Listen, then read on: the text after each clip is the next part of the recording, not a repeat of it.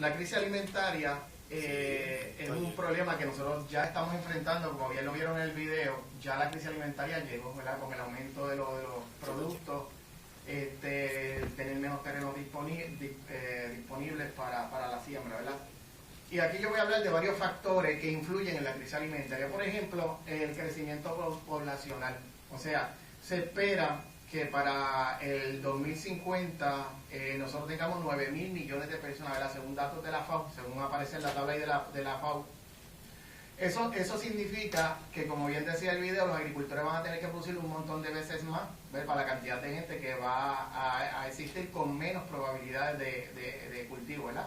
Con menos terreno disponible, con técnicas inadecuadas, ¿verdad? Los terrenos son menos fértiles. Las técnicas que se están utilizando para cultivar ahora son inadecuadas, como dice en la presentación, o sea que el uso de pesticidas, el uso de fungicidas, todo ese tipo de cosas pues destruyen el medio ambiente. La naturaleza es perfecta, ¿verdad? Dios la hizo perfecta y esta naturaleza por sí sola puede trabajar. Y el principio de nosotros, de la agroecología, es trabajar en armonía con esa naturaleza, ¿verdad? Para que el terreno cada día sea más productivo, ¿verdad? Y no sea tan deficiente. También otra de las cosas que afectan es las semillas transgénicas y el calentamiento global. El calentamiento global es una de las cosas que más está afectando, porque el calentamiento global lo que está pasando es que la Tierra se está calentando más. Se supone que la Tierra se calentara en forma normal sobre 15 grados para tener la temperatura que nosotros necesitamos para poder vivir. Pero ¿qué es lo que está pasando? Que con el uso de los hidrocarburos está subiendo el CO2 a la atmósfera y está creando vamos a ponerlo así para que lo entiendan mejor, como una nube. O sea, el rayo entra, se supone que el rayo entre, choque en los casquetes polares y salga de la Tierra, ¿verdad? Y calienta la Tierra a 15 grados. Pero eso no está sucediendo. Cuando el rayo entra no puede salir, se va al mar de nuevo y calienta la Tierra más de lo debido. Esto está haciendo que los glaciares se están derritiendo. Y si esto no se controla a tiempo y los glaciares se derriten, muchas partes que están ahora mismo, que son tierra, van a estar debajo del agua, ¿ok? Esa es una de las consecuencias que puede traer eso, ¿verdad? Y por ende, al tener menos terreno cultivable, pues vamos a tener el problema de la crisis alimentaria. Puerto Rico es bien interesante porque Puerto Rico está importando el 85% de lo que consumimos. ¿Qué quiere decir eso? Que prácticamente casi nada se da aquí. El poco que se da aquí, en la finca que yo conozco, pues se está exportando también. Nosotros carecemos de soberanía alimentaria. O sea, soberanía alimentaria quiere decir que nosotros no podemos producir lo suficiente para alimentar a toda nuestra población. Yo me recuerdo que un día yo estaba en Cagua, ¿verdad? Y empecé a hablar sobre soberanía alimentaria. Alguien bien atrás gritó, ese es comunista. Porque la palabra soberanía como que la gente la ve de otra perspectiva, pero lo que quiere decir esto es que no podemos producir lo suficiente. Según datos de la FAO dice que Puerto Rico necesitaría 1 millón de cuerdas para nosotros poder producir el alimento suficiente para los aproximadamente 4 millones de habitantes que tenemos aquí. Pero ¿qué pasa? Nosotros con la urbanizando, pues hemos destruido la mayor parte de los terrenos cultivables que tenemos, ¿verdad? Y contamos con menos de un 50%. Una de las alternativas que se han planteado, ¿verdad? Expertos como Tato Santana, que es planificador, pues dice que si nosotros utilizamos la agricultura urbana, o sea, utilizamos las partes que están urbanizadas ya y empezamos a hacer cultivos urbanos, pues vamos a poder contrarrestar lo que nos falta. O sea, es una de las alternativas que puede haber para Puerto Rico para poder enfrentar la crisis alimentaria. Ok. Yendo entonces al tema que les traigo hoy, que es la acuaponía agroecológica como alternativa viable para la crisis alimentaria, pues vamos a empezar a definir qué es lo que es la acuaponía agroecológica. La acuaponía agroecológica, como bien dijo el compañero que habló antes, es una combinación de la acuacultura y la hidroponía recirculante, pero en el caso mío más práctica agroecológica dentro de un sistema tradicional. O sea, nosotros estamos implementando prácticas adicionales en un sistema tradicional. Que luego la pueden ir definiendo mediante vaya desarrollando la presentación. Esto sería el ciclo, miren cómo funciona esto. Esto es un ciclo sencillo para que vean lo que es el ciclo de la acuaponía. Por ejemplo, donde dice peces y materiales, tenemos eso es un tanque, es un estanque lleno de peces, ¿verdad? Ellos van a crear excremento y ese excremento se convierte en amonio o amoníaco, ¿verdad? Eso sucede por las haces, la respiración o la orina del pez, ¿verdad? Entonces, eso en la acuaponía se pasa a un filtro biológico. Bueno, en el caso del sistema que tenía el profesor, es un sistema que se puede denominar como arena de inundación, ¿verdad? Que sucede en un medio, se coge todo eso, se deposita en el medio y ahí sucede lo que se llama el proceso de nitrificación, ¿verdad? Que es donde un proceso bacteriano pues convierte eso en alimento para las plantas, en este caso nitrato, ¿verdad? Las plantas pues lo consumen y devuelven el agua limpia al pez, creando una relación simbiótica entre los tres, o sea, una relación de mutua ayuda. Esto es lo mismo que sucede en la propia naturaleza. En la propia naturaleza pues sucede algo similar y nosotros lo estamos haciendo en un sistema artificial, ¿verdad? Todos los que practican acuaponía pues hacen este mismo ciclo, porque en todas las acuaponías el ciclo es similar. Y así es como se hace. Pero yo voy a ir más a fondo en esto ya mismo. Ok. ¿Qué se requiere para un sistema acuapónico? Pues que requerimos agua de calidad adecuada, o sea, en un pH adecuado, ¿verdad? Se supone que el pH está entre 6.5 a 7, ¿verdad? Neutral. Necesitamos también ambiente apropiado en luz y temperatura. Cuando yo digo luz y temperatura, ya no estamos remontando al invernadero, ¿verdad? Donde vamos a sembrar el banco de las plantas. Y cuando yo digo luz apropiada, pues las plantas lo que necesitan para hacer su fotosíntesis solamente luz. O sea, no necesitan un sol intenso, un sol que parta una calle, nada de eso así. Entonces, también necesita alimentación apropiada, ¿verdad? Que sería lo que producen los peces para darle a las plantas y oxígeno disuelto en proporción adecuada, ¿verdad? Hay unas máquinas que se utilizan para medir el oxígeno disuelto.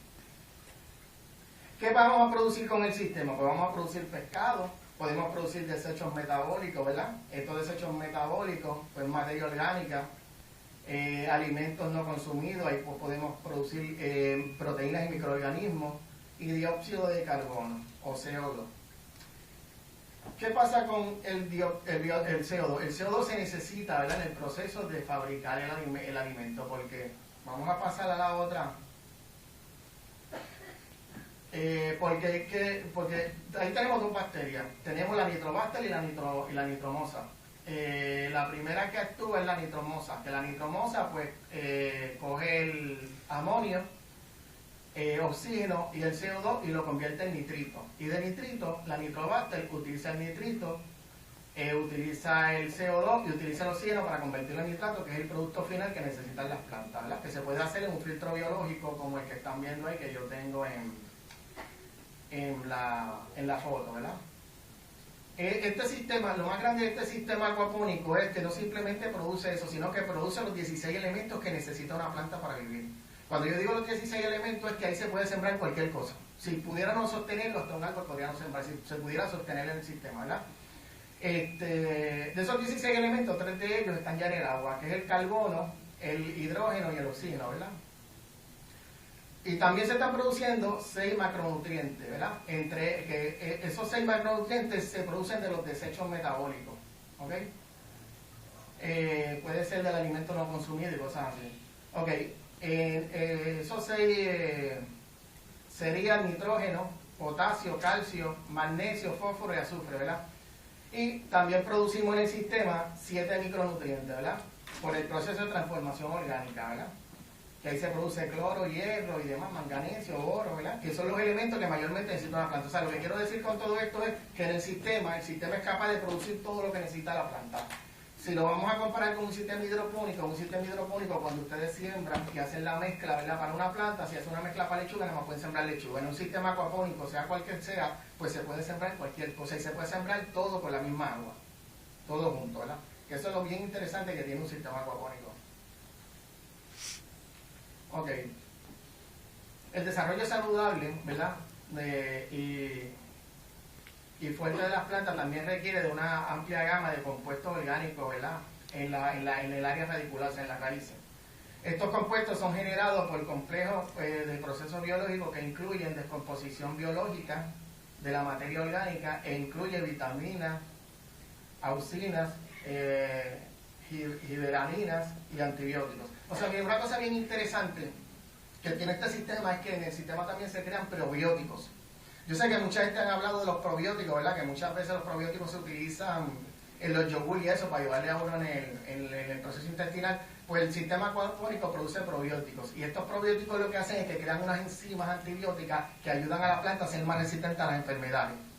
tanto los peces como las plantas a través de esos probióticos pues son más resistentes. O sea que el sistema produce los 16 elementos que necesita la planta. Produce también microorganismos beneficiosos que ayudan a resistir enfermedades. Y producen un montón de cosas más que le ayuda a las plantas que no se ven en la agricultura tradicional. ¿Qué ventaja tiene la acuaponía, verdad? Entre las ventajas, ¿verdad?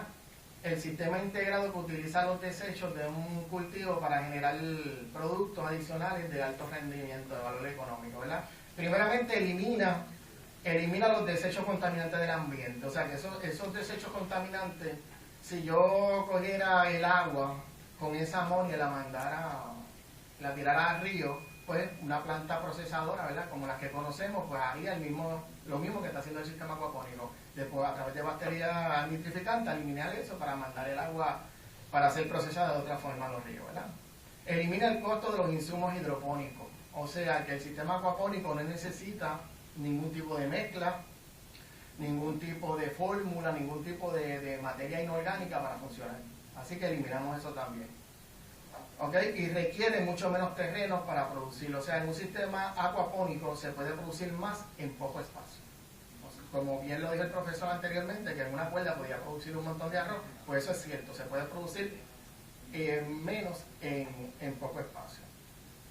Para que vean este ejemplo, les traje aquí un ejemplo de lo que es ahorro en espacio e incremento de productividad de la Universidad de San Croix. La Universidad de San Croix es la pionera en esto, lleva más de 30 años de investigación.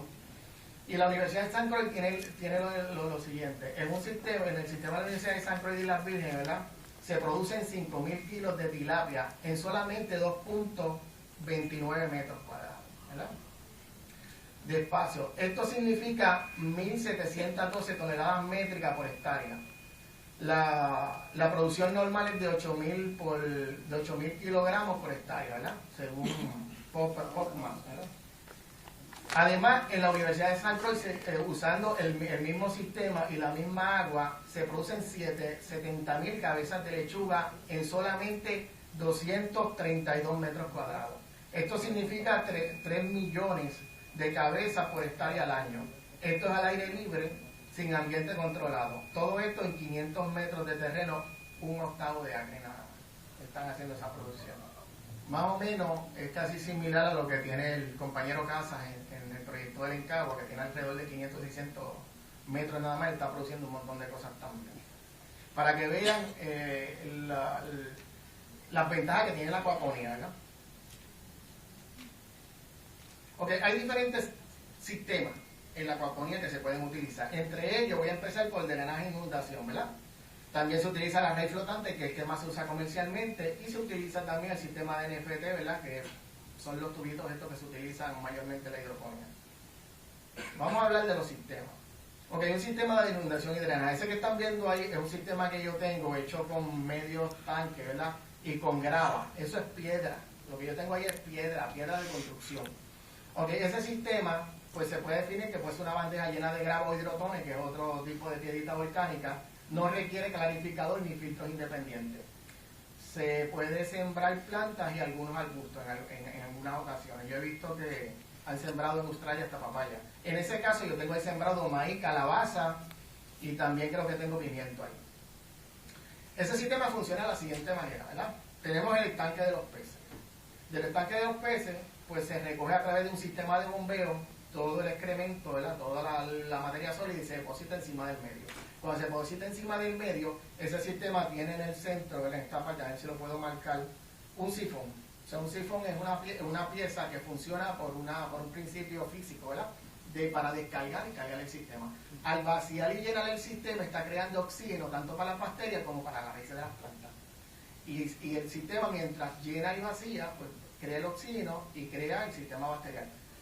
Ese sistema funciona depositando en el medio el sólido, para ponerlo así. En ese sistema, pues, la desventaja que yo he visto en ese sistema es que se ensucia y muchas veces, pues, cuando hay que darle mantenimiento, pues muchas veces hay que mover hasta las plantas. Pero nosotros en la acuaponía agroecológica estamos utilizando lombrices. Nosotros ponemos lombrices ahí, las lombrices se comen ese excedente y nos devuelven a cambio humus y exiliado, que son dos sustancias que enriquecen de un montón de propiedades de alimentos a las plantas, de nutrición. Entonces nosotros ahí matamos dos pájaros de un tiro.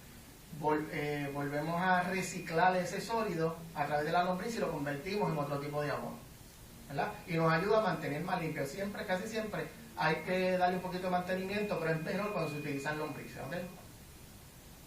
Vamos a pasar al siguiente. El siguiente sistema sería raíz flotante. Esas lechugas que ven ahí son del sistema mío. Todo lo que ven en la foto son de mi sistema.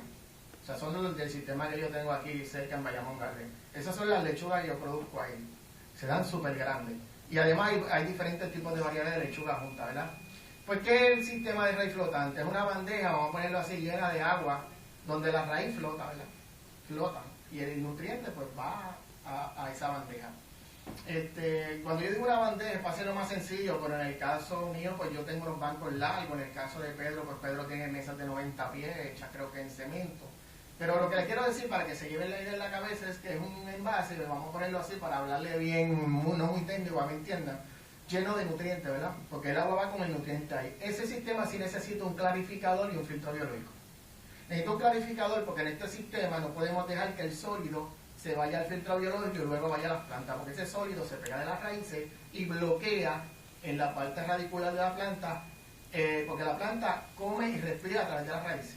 Y si tiene alguna obstrucción ahí de todo ese sólido, pues ya no puede ni respirar, ni comer bien. ¿Y qué pasa? Que puede haber una necropsia, se puede pudrir la raíz y se puede morir la planta. Así que es bien importante tener un buen clarificador que pueda recoger el máximo de la sustancia sólida para que al filtro biológico no vaya la sustancia sólida y solamente vaya el nutriente entonces a la mesa. En estos sistemas también, los bien grandes, ¿verdad? Se utiliza también un desgaseador. Porque como bien yo dije anteriormente, el proceso comienza en el aclarador, ¿verdad? Que ahí hay bacterias anaeróbicas, o sea, bacterias que producen el CO2 que necesita luego la nitromosa y luego la nitrobacteria, ¿verdad? Entonces, ¿qué pasa? Si nosotros dejamos en sistemas bien grandes se produce tanto y tanto y tanto y tanto CO2 que nosotros no podemos dejar que ese CO2 vaya también a las plantas, sino que en el desgaseador, ¿verdad? Cuando pasamos del filtro biológico al desgaseador, el desgaseador, por medio de inyectar una cantidad bien alta de oxígeno, pues lo liberamos al ambiente, ¿verdad? Y así liberamos el sistema del CO2 y va solamente el nutriente hacia las plantas, ¿verdad? Este sistema es se usa mayormente comercialmente, ¿verdad? Es el mejor para comercial, porque es un sistema que no da muchísimos problemas. También en este sistema, también nosotros, para eliminar en el clarificador, para eliminar la cantidad de sólido, nosotros utilizamos unos microorganismos, o mejor dicho, una especie de camarón bien pequeño que se llama Gamarus. Este Gamarus pues tiende a comerse todo eso y a limpiar el sistema. Nosotros ahora mismo tenemos Gamarus en nuestros aclaradores, ¿verdad?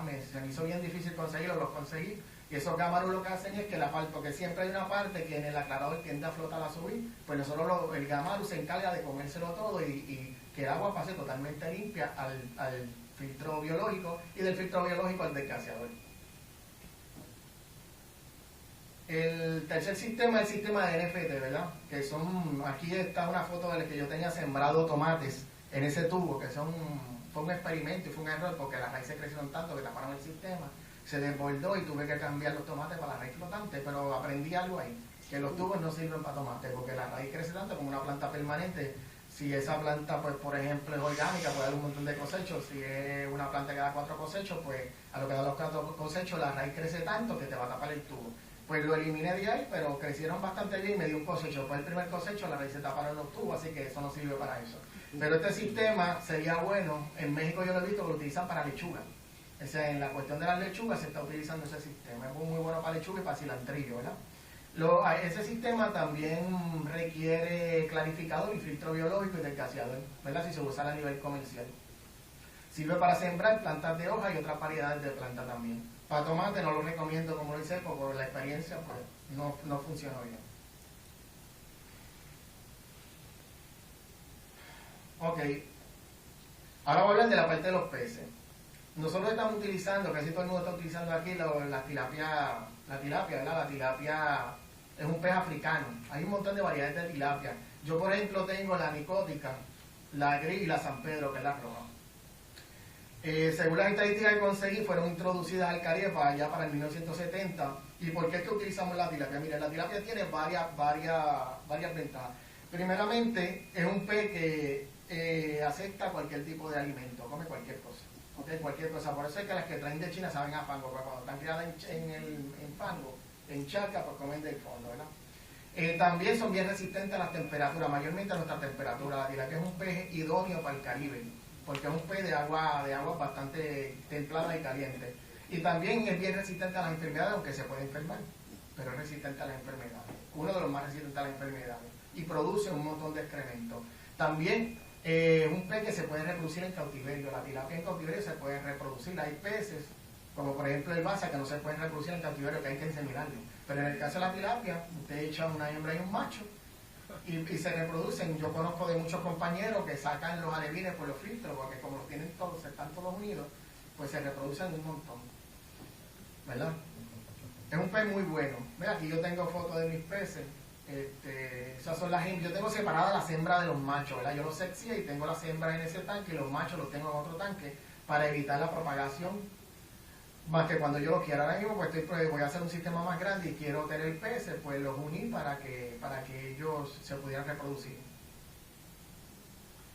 Ok. Ahora voy a hablar de cómo es qué contiene, de qué se compone la acuaponía agroecológica. ¿Cuál es el currículum de la acuaponía agroecológica? Nosotros lo hemos dividido en 5 partes. Nosotros lo enseñamos en 5 partes, en 5 seminarios diferentes. En el primer seminario hablamos de generalidad del cultivo de la tilapia e introducción a principios acuapónicos, ¿verdad? Ahí hablamos del ciclo de la acuaponía, ¿verdad? El ciclo bacteriano, los microorganismos, ¿verdad? Beneficiosos y todo lo que tiene que ver con lo que es la microbiota. También hablamos de calidad del agua y hablamos de las tilapias. Ya hablamos de alimentación, sexeo, propagación, genotipos, ¿verdad? Hay varios genotipos de tilapia. Está el supermacho, ¿verdad? El supermacho es un genotipo de tilapia que tiene 2 cromosomas Y, ¿verdad? Ustedes saben que nosotros los varones tenemos 2 cromosomas X y Y, ¿verdad? Y las damas tienen XX. Lo mismo sucede en los animales. Pues este pez supermacho que es creado en laboratorio, por supuesto, pues tiene 2 Y. 2Y. O sea, que no importa que la hembra aporte siempre la X, va a aportar siempre una Y. ¿Y qué pasa? X y Y, pues, van a ser machos. O sea, cuando tú tienes un padrón de supermacho, tú estás asegurando de que todos los peces son machos. Mayormente, en los cultivos que se utilizan para ventas de tilapia, pues mayormente se prefieren los machos, crecen más rápido, ¿verdad? Y prefieren vender los machos, pues para asegurarle un cultivo, pues se utiliza ese pez. Mucha gente utiliza ese pez.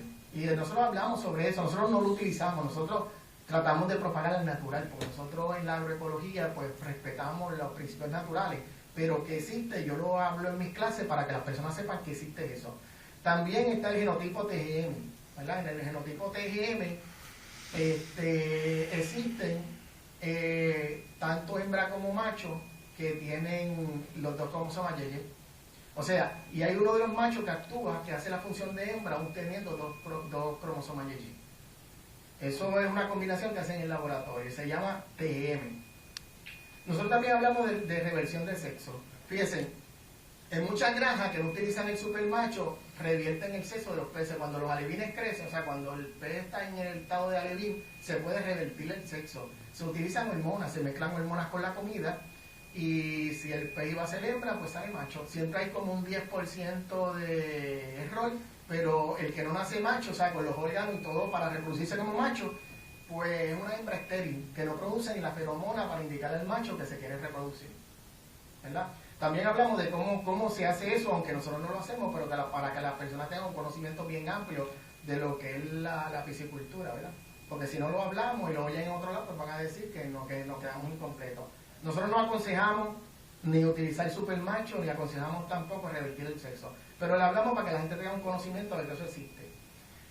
También hablamos de confección de alimentos orgánicos, balance perfecto entre plantas y peces. Mire esto, en los sistemas acuapónicos, el alimento que se usa, mayormente el pele, es un alimento que está diseñado para peces, para que el pez engorde, crezca y tiene un nivel proteínico para hacer lo que el pez engorde y crezca y engorde, ¿no? Por ahí de venderlo comercialmente, pero ahí no se piensa en la planta. Y la planta necesita otros nutrientes, ¿verdad?, que no se podrían producir en un sistema tradicional. Muchos sistemas tradicionales hay que añadir hierro, calcio y potasio, ¿verdad?, que es la mayor deficiencia que puede tener un sistema acuapónico. Nosotros lo que estamos haciendo es que nosotros estamos formulando un alimento en el cual, cuando el pez lo come, un ejemplo, si el alimento de nosotros tiene una cantidad X de hierro, ¿verdad? Que es una deficiencia del sistema acuapónico, pues el pez, ¿qué es lo que va a hacer? Va a utilizar el hierro que necesita, y ¿qué va a hacer con el resto? Cuando tú tomas exceso de hierro, lo vas a botar, y ¿qué va a hacer eso? Va a ir a la planta. Y entonces así nosotros, en el sistema mío, yo nunca he tenido ni que añadir ni hierro, ni potasio, ni calcio, porque ya yo formulo el alimento de tal manera en que el pez va a usar lo que necesita su metabolismo, y lo demás me lo va a dar y la planta lo va a utilizar. ¿Ok? Y eso es bien interesante, la formulación. Y hablamos de la biometría, ¿verdad? La biometría, pues, es el proceso de medida, de peso. La biometría tiene que ver mucho con la reproducción, cuando uno va a reproducir los peces, ¿verdad? En esta etapa también nosotros hablamos de reproducción, o sea, hablamos de sexo y reproducción. Hablamos de sexo, de cómo tú puedes identificar quién es hembra y quién es macho. Pues si tú sabes quién es hembra y quién es macho, tú los separas, y cuando tú los quieras aparear, los apareas para obtener la cantidad de alevines que tú necesitas. En la biometría, matemáticamente, tú puedes calcular más o menos cuántos peces tú vas a tener, restando el porciento que siempre se va a morir. Y matemáticamente, por la longitud y el peso de una tilapia hembra, tú puedes saber cuántos huevitos puede poner y cuántos de ellos van a convertirse en alevines. Matemáticamente se puede calcular eso, ¿verdad? Y añadiendo el porciento de mortalidad que siempre va a haber. Y por eso es bien importante aprender lo que es el sexo, es bien importante aprender también cómo hacer el apareamiento, ¿verdad? El apareamiento generalmente lo hacemos 2 peces hembra por un macho. Y dependiendo de la longitud y el peso de la hembra, pues sabemos cuántos alevines van a nacer. Más o menos, esos son cálculos ya dados ya. Esa sería una primera parte de nuestro seminario. En la segunda parte vamos a hablar de sanidad piscícola, ¿verdad? Aunque los peces, la tilapia es bien resistente a las enfermedades, pero se pueden enfermar como todo ser vivo. Pues ahí nosotros hablamos de sintomatía y diagnóstico de enfermedades bióticas y abióticas. Hablamos también de tratamiento, prevención y enfermedades piscícolas y control fitosanitario.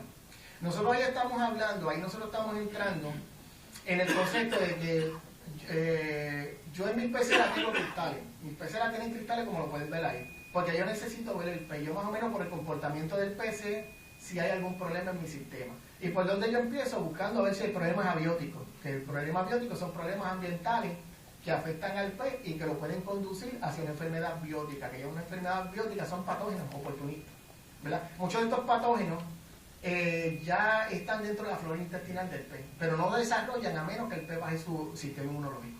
Y lo pueden bajar si no hay buen manejo de las aguas, ¿verdad? Si tú tienes un pH alto, muy alcalino.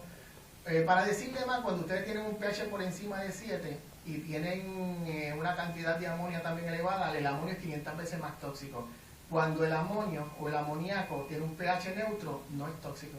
Puede estar alto, pero no va a envenenar, el pez no es tóxico. La toxicidad aumenta cuando el pH es alcalino, ¿ok? O muy ácido. ¿Bien?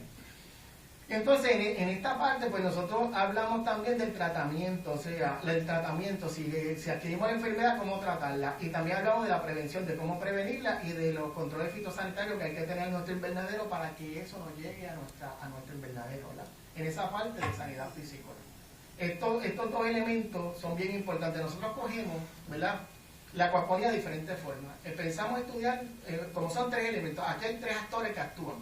Está en la parte y en otra parte las plantas, ¿verdad? Y así hacemos el conjunto completo del ciclo. Y en esta parte, pues voy por la parte de la enfermedad. En la tercera parte del estudio de nosotros, se llama procesos agroecológicos y permaculturales en los cultivos. Aquí es donde nosotros empezamos a implementar cosas que tradicionalmente no se implementan en la acuaponía. Por ejemplo, nosotros ahí estamos hablando de semillas y propagación orgánica, ¿verdad? Ahí nosotros enseñamos cómo propagar las semillas en forma orgánica y cómo utilizar las semillas orgánicas, cuáles son semillas de polinización abierta, qué son semillas transgénicas y todo ese tipo de cosas, ¿verdad? Cómo hacer un semillero y todo ese tipo de cosas, cómo hacer un propagador, porque se supone que se propague antes para enraizar la planta, para luego pasarla para el sistema, ¿no? Mayormente cuando es como este derecho que están viendo ahí, que es de raíz flotante. También hablamos de sanidad vegetal. Según lo que hemos hablado de los peces, las enfermedades bióticas y abióticas, también hacemos lo mismo con las plantas, ¿verdad? Porque las plantas también tienden a enfermarse. Entonces nosotros hablamos sobre cuáles son las enfermedades bióticas y abióticas de las plantas y cómo contrarrestarlas. También hablamos de la estrategia ecológica del control de plagas y enfermedades. Nosotros utilizamos una estrategia biológica. nosotros creamos nuestros propios insecticidas orgánicos, no le hacen daño ni al pez, ni a las bacterias, ni a nadie. También nosotros tenemos una forma integral en 4 partes, la que llamamos cultural, biológica, químico-orgánica y de trampa. Nosotros construimos trampa para atrapar insectos. Nosotros también utilizamos los controles biológicos, que son controles naturales que existen en la propia naturaleza. Nosotros creamos un entorno en nuestro sistema para traer esos controles. Según viene la plaga, también viene el control, porque toda plaga tiene un enemigo natural. Ese enemigo natural nosotros lo atraemos por medio de confeccionar un medio ambiente que también haga la plaga venga a eso, ¿verdad? Y eso lo que hace es que controla biológicamente. Los controles biológicos no eliminan la plaga como tal, pero mantienen un umbral, o sea, la mantienen a un nivel. Las plagas no son plagas hasta que se multiplican más allá de lo que se deben multiplicar. Mientras están a un nivel bajo, no son nocivas ni para la planta ni para nadie. Pues el control biológico lo que hace es eso, es mantenerla a un nivel de que todo el mundo pueda vivir sin tener que dañarse nada, ¿verdad? También utilizamos trampa y, como bien dije, hacemos insecticidas. Nosotros con plantas pues hacemos insecticidas biológicos que se pueden utilizar en la acuaponía, que ya yo lo llevo utilizando por más de 10 años y no le hacen daño a las plantas, ¿ves? Y en mi sistema, que lleva como 3 años funcionando, en el sistema biológico lo llevo usando por 3 años y tampoco en el sistema acuapónico afectan a nada los insecticidas que hacemos. Ahí también hablamos de la entomología en la acuaponía. Entomología pues es el estudio y el uso de los insectos, ¿verdad? Para controlar las plagas. Y también integramos sistemas organopónicos. Lo organopónico, vamos a ponerlo así para darle un ejemplo bien sencillo. Yo tengo un ejemplo, un banco lleno de compostaje, y yo lo que hago es que yo vacío los residuos que voy a sacar del aclarador, en vez de botar, los echo ahí. Y con esos residuos sólidos que yo estoy implementando ahí y otro compostaje más, pues estoy alimentando las plantas mías, sin tener que utilizar más nada. Se me están dando unos maíces bien bonitos y un montón de cosas. Eso sería la tercera parte de nuestro estudio, ¿verdad? En la cuarta parte, nosotros hablamos de diseño de sistemas acuapónicos. Ahí nosotros hablamos de diseño de instalaciones comerciales y domésticas, ¿verdad? Nosotros construimos nuestros propios equipos. Nosotros no le compramos a nadie ningún equipo, todo lo hacemos. Y muchas veces con material reciclable. Y hacemos nuestro propio equipo nosotros mismos. Yo le enseño a cualquier persona a hacer un equipo él mismo. O sea, no tiene que mandar a buscar a México ni a ningún otro lugar. Y lo hago desde pequeño hasta un equipo comercial.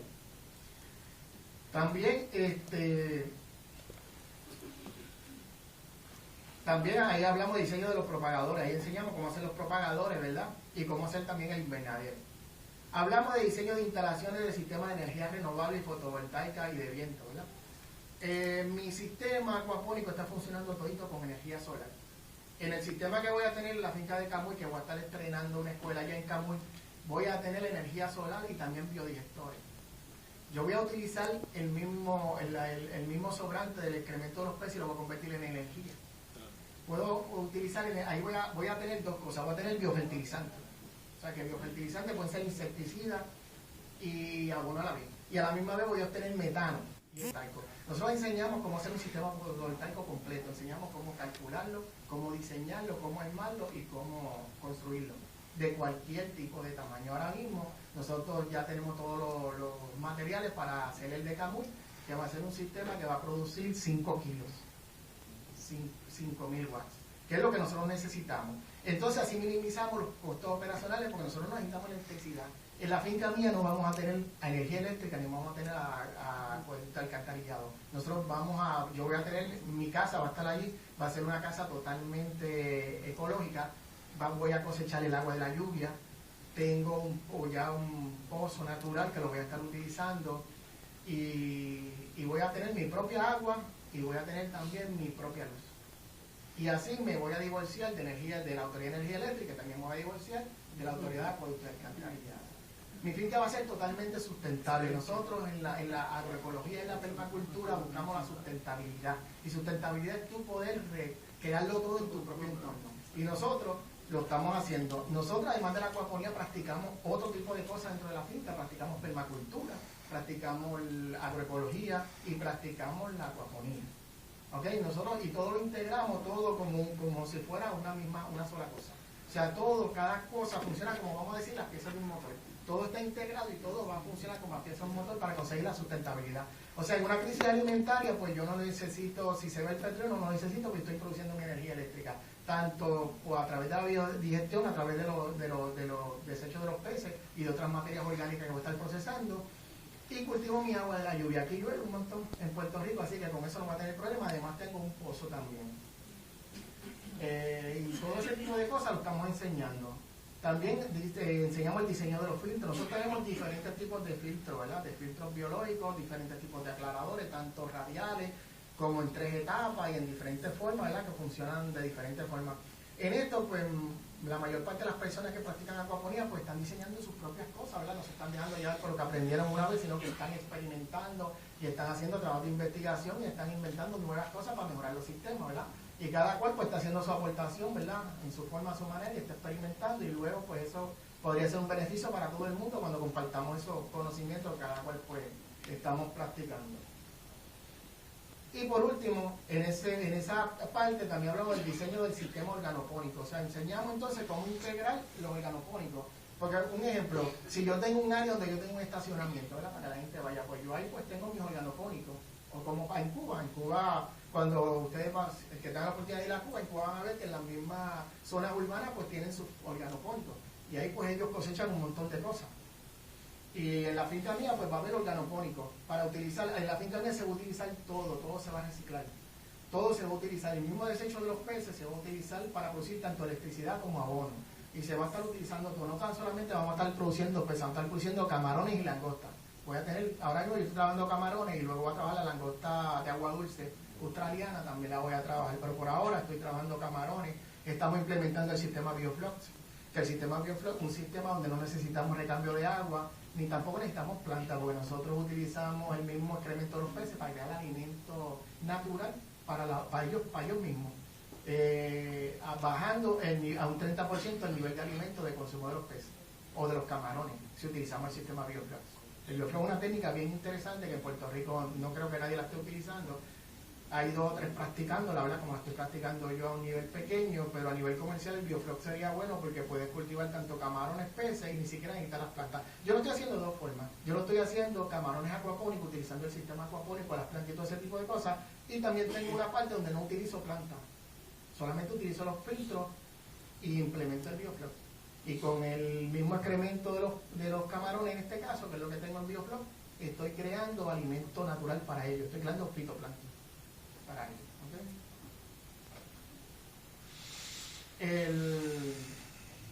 Aparte a eso, como bien dijo el profesor Vivoni, ¿verdad? Gerena, el profesor Gerena, pues una de las cosas que yo también averigüé es que la mayor parte de los agricultores en Puerto Rico han fracasado porque no son agroempresarios. Pues nosotros ya hace 3 años que estamos dando dentro de nuestro seminario el último, que es cómo desarrollar un negocio acuapónico en Puerto Rico. Ahí estamos hablando de cómo hacer un plan de negocio, o sea, cómo planificar una idea de negocio, cómo puede surgir una idea de negocio, cómo averiguar la viabilidad de esa idea de negocio, ¿verdad? Porque uno puede pensar en una idea de negocio, pero uno primero tiene que ver si es viable o no es viable, quién es mi cliente meta, cuál es el poder adquisitivo de ese cliente puede pagar mi producto, ¿verdad? Cuánto volumen yo puedo producir, es rentable para mí, no es rentable, todo ese tipo de cosas. Hablamos también del plan de mercadeo, hablamos también de mercados locales, mercados emergentes, mercados internacionales, ayudas y programas gubernamentales, tanto estatales como federales. Hablamos de eso y hablamos de administración de fincas.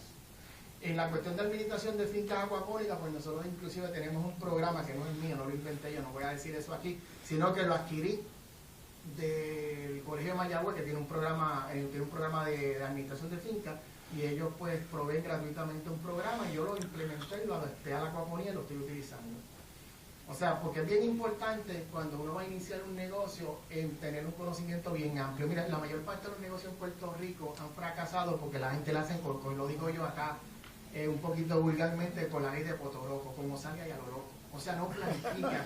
No hay planificación. Miren, en Puerto Rico, por ejemplo, si un ejemplo, Pedro empieza con un sistema acuapónico y pasa alguien por ahí y lo ve rápido, quiere hacer un sistema acuapónico y vender como, porque la mayor parte de lo que Pedro hace es vender también, pues vender como él, sin ni siquiera tener un conocimiento ni cómo funciona el sistema, ni tener el conocimiento de cuál es el proceso, ¿verdad?, de planificación cuál es el mercado, cómo se mueve el mercado, cuáles son las tendencias del mercado y qué pasa con esa gente. Tienden a fracasar porque ya, por ejemplo, Pedro empezó paso a paso, empezó en el techo de la casa y fue poquito a poco y fue creando la experiencia hasta que logró hacer una industria de eso.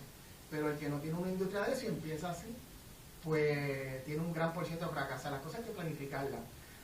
Yo hasta ahora lo que estoy en el mercado de la educación, el mercado de adiestrar y de enseñar. Todavía yo no he desarrollado, inclusive en la finca no voy a desarrollar un proyecto para vender a nadie.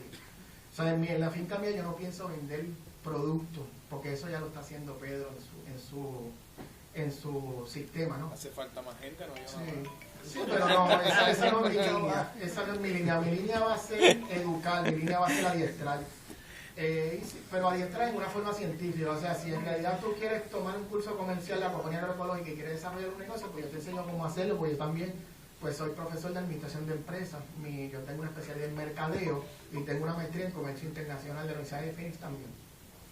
Y una maestría también en agricultura ecológica de la Universidad de Cambridge. Y he integrado todo, además soy permacultor, ¿verdad? Gracias a mis profesores Max, Pérez, que son tremendos dando esa clase de permacultura. Todo el que quiera aprender permacultura, pues tienen que ir a la finca de Estello de Luz. Yo no creo que en ningún otro lo aprendan mejor. Para mí fue una experiencia maravillosa y aprendí un montón y me está ayudando a desarrollar pues, el proyecto que estoy haciendo. Aquí tienen una información mía, ¿verdad? ¿Dónde me pueden conseguir? Ahí está mi página de Facebook. Ahí está en Google. Yo estoy en donde quiera en el internet, ¿verdad? Ahí está mi número de teléfono. Y está mi nombre, ¿verdad? Y también está mi email también. Eso que ustedes están viendo en esa foto es un banquito pequeño. Es un área que yo tengo de 12 pies de ancha por 18 de larga. Y estoy sembrando lechuga. He sembrado lechuga, he sembrado un montón de cosas.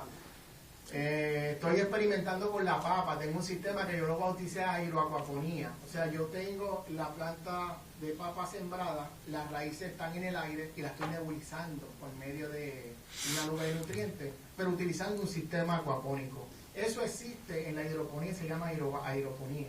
Pero yo lo hice en la acuaponía. O sea, mi sistema acuapónico está corriendo normalmente como funciona cualquier sistema acuapónico, pero está irrigando también a la misma vez las plantas. Y estoy experimentando con la papa a ver cómo se da los farináceos en un sistema colgante, ¿verdad? Donde el fruto va a estar colgando. Esas son mis lechugas, crecen un montón, como vieron en las otras fotos. Al igual que los demás sistemas acuapónicos también crecen un montón. Si tienen alguna pregunta, ¿verdad? Referente a acuaponía agroecológica. Digamos. ¿Cómo está la pregunta? Que es como compuesta. Ok. Yo entiendo de que, ¿verdad? que los peces producen los nutrientes necesarios para las plantas. Porque yo tengo 100 tirápidas, tengo 200 lechugas. Esas lechugas crecen, yo las quito. Cuando yo las quito, pongo lechugas nuevas, que son pequeñitas. El requerimiento de la lechuga es mínimo. Toda esa alimentación de más va a volver al tanque. ¿Ustedes usan un filtro para eso? No, lo que pasa es que yo controlo eso por la cantidad de alimentos. Porque mire, en esto, por lo menos lo que yo estoy haciendo, hay una relación entre la cantidad, la cantidad de pietaje del banco de mesa, el banco que tú vas a sembrar y la cantidad de alimentos.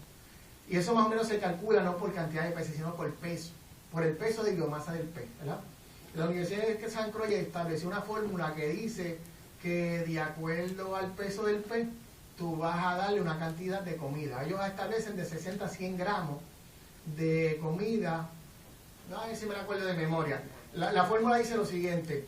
La fórmula dice que ustedes van a utilizar de 60 a 100 gramos de comida por cada metro cuadrado de mesa cultivadora, siempre y cuando eso represente el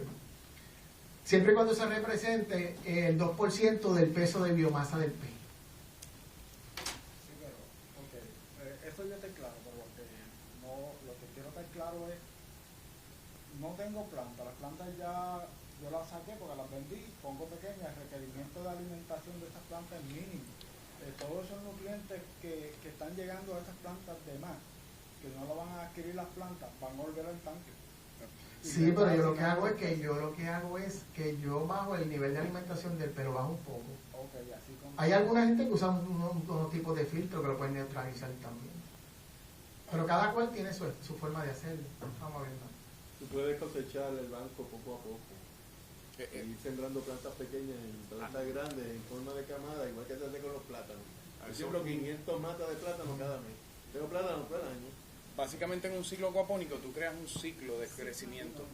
Entonces, si por ejemplo su ciclo, la cama la cosecha de cantazo y viene nueva, la nueva que viene ya es una matita que viene de un semillero que está bastante grande y ya tiene suficientes raíces para seguir consumiendo el tipo de nutriente que hay en el sistema. Por eso se trabaja aparte lo que es un semillero para tú tener tu plantula lo suficientemente grande para que entre al sistema. El sistema es el sistema de producción constante, que pueden ser acuapónicos ambos. Corre uno con el semillero con menos nutrientes y el sistema grande con mayor nutriente. Si lo está comparando a hidroponía, los hidropónicos trabajan los ppm o los nutrientes a unos niveles excesivamente altos comparado a lo que se corre acuaponía. La acuaponía, por ejemplo, una lechuga en hidropónica se corre en 900 hasta 1500 ppm. Una lechuga acuapónica se puede correr a 200 ppm, 220 ppm. Ese nivel de nutrientes no hace daño si se mantiene circulando al tú cosechar y entrar, y la planta va a consumir lo que necesita. Todo ese nutriente, al ser orgánico, lo consume completamente la planta, porque es orgánico, a diferencia de lo que son los abonos químicos. ¿Le contesté Pero la pregunta? también tienes que sembrar en escala. O sea, sembrar y sembrando en escala. Si ya tú tienes unas plantas que vas a cosechar, ya tienes otras para irlas poniendo en escala. Casi siempre se siembra en escala. Yo, como estoy sembrando en ese cosecho que es pequeño, yo pues siempre en escala. Cuando ya esas van a salir, yo tengo unas ya listas, como acaba de expresar el compañero Pedro Casas, y la pongo ahí. Y también baja un poco el nivel de alimentación de los peces, porque hay una relación entre lo que comen los peces y entre el nutriente que van a producir. Porque lo hay, así lo establece la Universidad de San Croix. Y yo pues bajo un poquito. Porque mire, es que también cuando tú vas a utilizar, cuando tú vas a hacer un sistema acuapónico, tú debes utilizar, por ejemplo, peces adultos. Porque el pez adulto puede vivir con de 1 a un 5% de alimentación, que ahí es donde entra el 2% que recomienda la Universidad de San Croix. Así que si tú puedes bajar un poquito más el 2 hasta el 1, todavía el pez se mantiene vivo y puedes contrarrestar la cantidad del nutriente que hay. O puede hacer como hace Pedro, que la recoge y la vende después en los envases, que es muy bueno también. Y así él le saca pues más provecho. ¿Tienen alguna otra pregunta? Y otra cosa es que los acuapónicos te pueden dar un ciclo de 3 meses para una producción, por lo tanto tú puedes ir planificando para ya a los 3 meses tener las semillas sembradas ya con sus raíces para empezar un ciclo nuevo, y así vas pasando y puedes tener hasta 3, 4 cosechas al año dependiendo del tipo de planta. Y tú estás en Bayamón. Yo estoy aquí al lado de esta universidad. Yo estoy en un área, yo estoy sembrando un montón de cosas en 75 metros nada más. Ahora, cuando me mude para Camuy, tengo como 7 cuerdas allá. Así que imagínense, si yo en 75 metros he sembrado, cuando lo he sembrado todo, se me ha perdido la cosecha, aún regalándole a medio mundo. Imagínense cuánto yo podría hacer en tanto espacio como el que tengo ahora. Pero estoy trabajando en 75 metros nada más. Y ahí se está produciendo un montón. Pues la acuaponía tiene la virtud, no importa qué tipo de acuaponía sea, que produce un montón en poco espacio. ¿Sí? Una pregunta: ¿recursos naturales sacó la restricción sobre el Cherax como especie invasiva?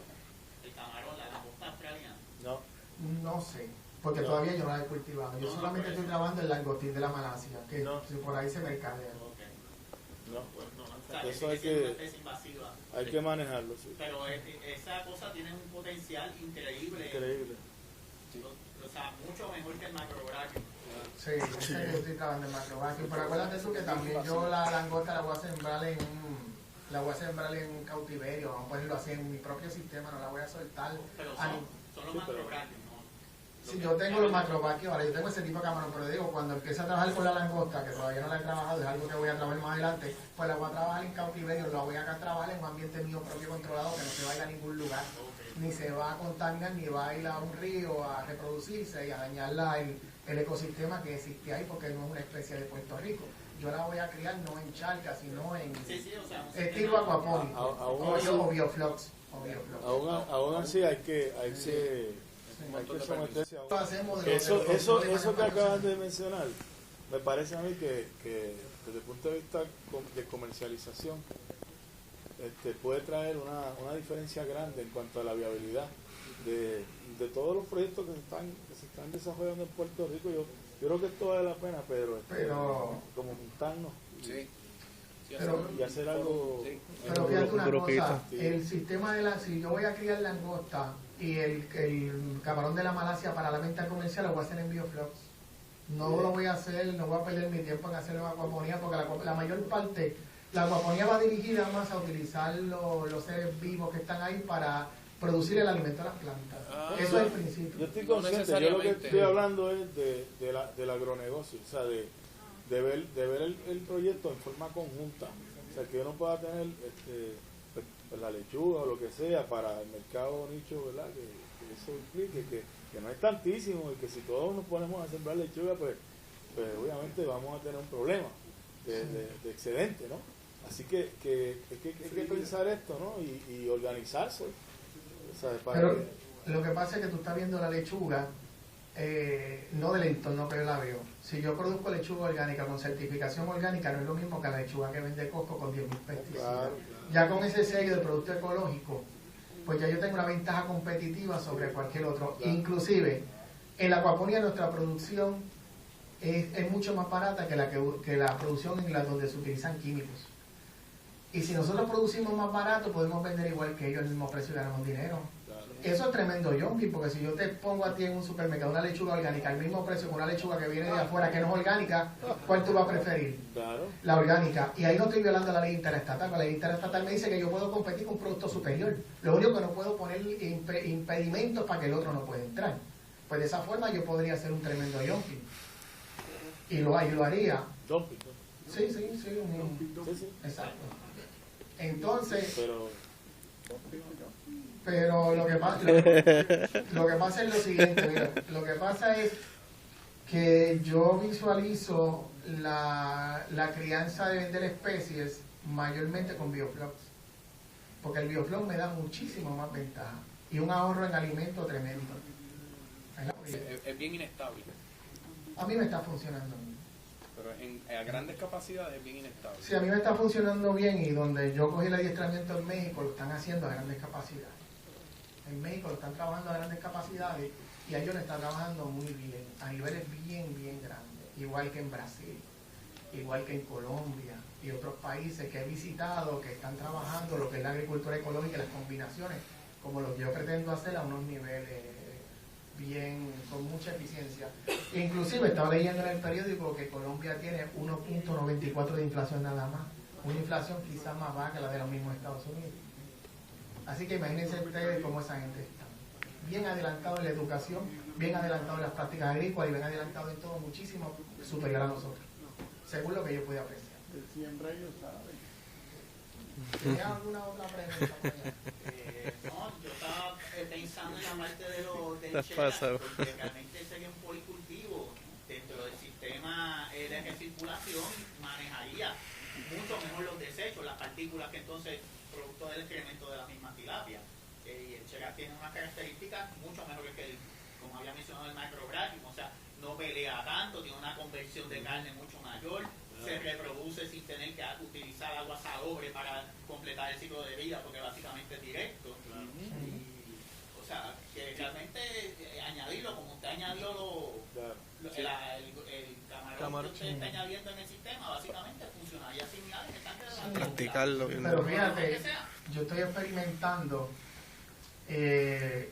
Este camarón no se puede reproducir en agua dulce, porque necesita, como bien dice, agua salobre, casi un 35% para poder convertirse a la larva. La larva tiene 11 metamorfosis antes de convertirse, ¿verdad? Pero yo estoy experimentando utilizando otros tanques adicionales con el agua soluble, unas mallas donde estoy poniendo la camarona ya preñada que deposite los huevitos ahí y luego cuando esté en polarva pues yo lo cambio al agua dulce. Pero estoy en proceso de investigación, no te puedo decir si funciona o no porque estoy trabajando con eso ahora. En Canóvanas había un amigo que lo logró. ¿Se puede lograr? Que lo logró en cisternas distintas y con distintas salinidades y resistencia, porque la temperatura varía también según, vamos a decir, como reproducir un río, ¿sabes? Sí. Y él lo logró hacer. Sí, porque lo más complicado que yo he visto en esto son las 11 etapas que tiene el camarón cuando sale del huevecillo. Porque nosotros empezamos a cultivarlo desde polarva. Sí, también aunque ese camarón come cualquier cosa también. Ellos comen prácticamente cualquier cosa. Pero en realidad hay muchas cosas que se pueden hacer, y la idea es seguir experimentando y no decirle a nada que se puede, porque si ustedes empiezan a ponerse impedimentos que no se puede hacer algo, eso es lo malo, mira, eso es lo malo que yo he visto en la mayor parte de la gente, ¿verdad? De nosotros, yo también soy puertorriqueño como ustedes, y yo cuando fui a ver la conferencia de Migna, allá en el colegio de abogados que fue, me puse a conversar con una abogada y me dio 10.000 razones de por qué no se podía hacer una cosa y no me dio ni siquiera una razón cómo hacerla. Yo no creo en eso. Yo no creo en eso. Yo soy bien positivo. En el curso último que yo doy, la primera parte se llama cómo planificar tu futuro financiero. Una parte más motivadora. Enseñarte que las cosas se pueden hacer. Enseñarte a que la gente que son negativos, eso es una enfermedad que se pega, echarlos para el lado, esos son los matasueños. Y esa gente yo no la quiero a mi lado. Ellos me invitaron a pertenecer a un grupo y yo lo dije que no, porque yo con matasueños no puedo estar, porque para mí todo se puede y todo se puede hacer y yo logro hacerlo. Si Thomas Edison hubiese pensado lo mismo, no tuviéramos hoy en día esas bombillas que están alumbrando. Y él falló miles de veces antes de lograrlo hacer. O sea que yo siempre creo en que uno debe siempre tener fe. No es tener fe, no lo llamo como fe, es ser persistente. Y seguir tú persiguiendo tu objetivo, porque tú fracasas cuando aceptas el fracaso, mientras tú no lo aceptas no fracasas, ¿okay? Y esas son de las cosas que impiden hacer muchas cosas en este país, el creernos que no podemos hacer las cosas si no vienen del norte, ¿okay? Con la noticia de ayer. No, porque hay gente que no te deja. Si no te dejan, tú buscas la forma de hacerlo. Mire, le voy a hacer un cuento. Nosotros íbamos a hacer una mejora al recinto de Ponce en la carretera. Y había que... nos cogió como 3 años buscar los permisos, empezando por esa. Y las mejoras implicaban que había que tumbar 3 caobos que ni eran centenarios y es una especie en extinción. Nosotros hicimos todos los permisos habidos y por haber, hicimos la mitigación mucho antes de planificar, y cuando empezamos a tumbar los árboles, llegaron los amigos de los árboles, se amarraron a los árboles. Entonces, ¿qué pasa? Nosotros, como educadores, le dijimos a los amigos de los árboles: miren, yo no tengo interés en tumbar los árboles. El problema es que el Estado me obliga a tumbar los árboles para hacer las mejoras, que implica que tienen que estar hechas para yo tener los permisos. No obstante, estoy abierto al diálogo. Dígame cómo lo resuelvo. Me dicen, no sé. Tuve que ir a los tribunales para que todas las partes que no querían se pusieran de acuerdo para que me ayudaran y me dieran una segunda opción. Pero si no, todavía aquello estuviera sin terminar. Lo que pasa es que los amigos de los árboles, la mayor parte son gente que creen en lo que es la agricultura sustentable. Y si uno va a hacer un proyecto, ¿verdad?, que es de interés social, pues uno debe primeramente involucrar a esa gente dentro del proyecto, que sean parte de. Y al ellos ser parte de, ya ahí las cosas cambian. Pues decimos, vamos a tumbar estos 3 árboles, pero vamos a hacer un bosque alimenticio en tal sitio, vamos a sembrar 50 o 60 más por cada uno que tumbemos. Y yo estoy casi seguro que te van a ayudar ellos mismos a tumbar el árbol. Tengo una pregunta un poco más relacionada a la comunidad. Me metí en una parte del biofloc. ¿Es algo que uno hace o es algo que uno compra? El biofloc es una técnica de implementar otras cosas para poder en otras palabras, vamos a levantar el nivel de probióticos para que el nivel de probióticos crean unas proteínas que conviertan en fitoplancton, que creen fitoplancton en el agua para que sea parte del alimento del pez. ¿Cómo se hace? Está en mi curso, ya ahí hasta ahí llego. No, mi curso, yo doy el curso de sábado, yo te explico con lujo de detalles cómo hacerlo. Esos son los sábados. Los sábados. Pero la idea es que va a levantar el nivel de probióticos para que yo cree otra cantidad de proteínas para convertir. Las aguas en biofloc son verdes porque tienen fitoplancton y sirve de alimento al pez. Ahí le puedo preguntar a Tesla, porque hay otras formas de generar energía. Por ejemplo, yo en mi casa produzco aproximadamente 24 amperes con uno de los métodos de Tesla que utilizo para la parte de la cocina y los hidropónicos y los acuapónicos. Hay muchas formas, no necesariamente que tengan que ver con luz solar, porque inclusive los de Tesla son más estables. ¿Son renovables? Sí. Okay. Después que sean renovables, cualquier cosa sirve. Lo importante no es seguir usando cosas que no sean renovables. No, esto es a través de un cohete. Okay. Y genera electricidad. Y básicamente yo ahorro como $800, $900 de luz al año en mi casa. Yo no utilizo, por lo menos ahora mismo en el invernadero, yo utilizo todo solar. Y en mi casa, cuando viva en Camuy, pues va a ser todo solar y me voy a ahorrar un 100%. Porque el sol es gratis. Y lo voy a combinar con biodigestión y quizás con viento. Si tengo las condiciones de viento suficientes, o sea, va a ser un análisis de viento, por lo menos tengo un molino de viento que me puede funcionar, me genera ya a 150 revoluciones, me genera electricidad. Y a 3 millas necesita nada más de esa tecnología de molino de viento. Si tengo esas 3 millas en constante, pues podría utilizarlo también. Una pregunta, yo estoy detrás del tema de los biodigestores hace un tiempo y aparte de algunas experiencias en Puerto Rico que las ha habido y yo creo que Bacardí tiene algo también.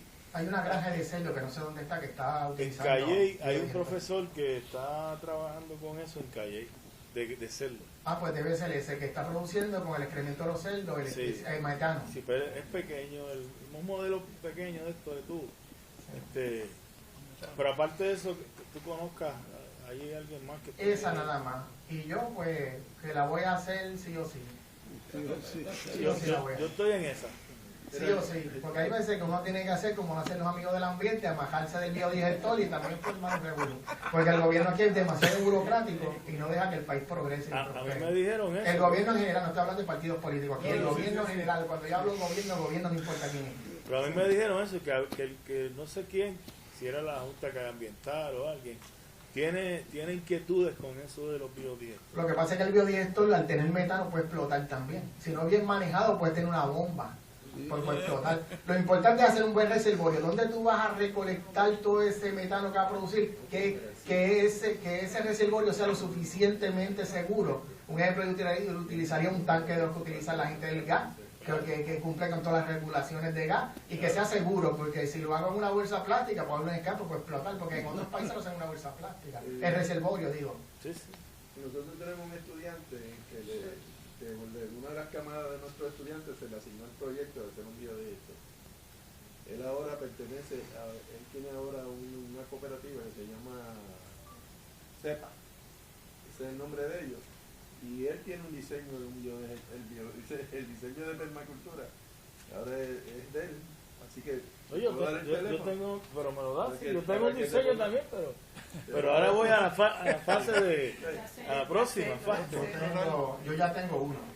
Yo tengo diseño de biodigestores domésticos con un tanque, simplemente con un tanque de basura. Claro, y tengo uno en tierra bastante grande que puede recolectar bastante cantidad de gas. Porque todo depende de la cantidad de materia orgánica que se pueda procesar dentro de él. Claro. Es equivalente a la cantidad de gas metano que va. Y además el biodigestor no es algo que yo voy a utilizar diariamente, es un backup. Porque yo no puedo utilizarlo, lo utilizo como backup simplemente, porque no puedo pretender que eso me genere toda la fuente eléctrica que necesito, porque no va a la capacidad. Pero si tienes una semana de aguacero, es un backup, lo voy a utilizar como backup. Claro. ¿Tienes alguna otra pregunta para darle el espacio a mi amigo Reinaldo Santiago, que creo que va a estar por ahí ahorita con lo de los huertos? Míralo allá atrás. Ese es el papá de los huertos urbanos en Puerto Rico. Eso creo el huerto urbano que hay en la experimental de Río Piedra, la creó él. Es el papá de eso. Así que van a tener una buena conferencia con él. Bien. Pues entonces, gracias por haberme escuchado. Cualquier cosa que vaya a poder,